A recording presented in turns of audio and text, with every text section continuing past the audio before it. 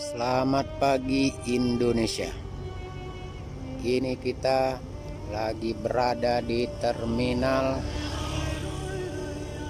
pemberangkatan kapal dari Merak menuju Bakauheni di Terminal Ekspres.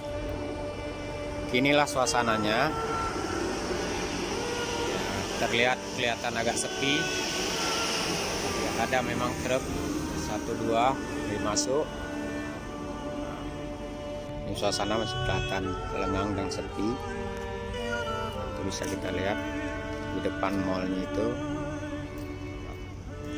menuju pemberangkatan kapal. Masuk antriannya juga sepi, tidak ada mobil.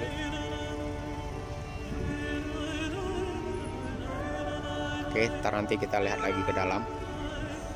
Terus ikuti, terima kasih.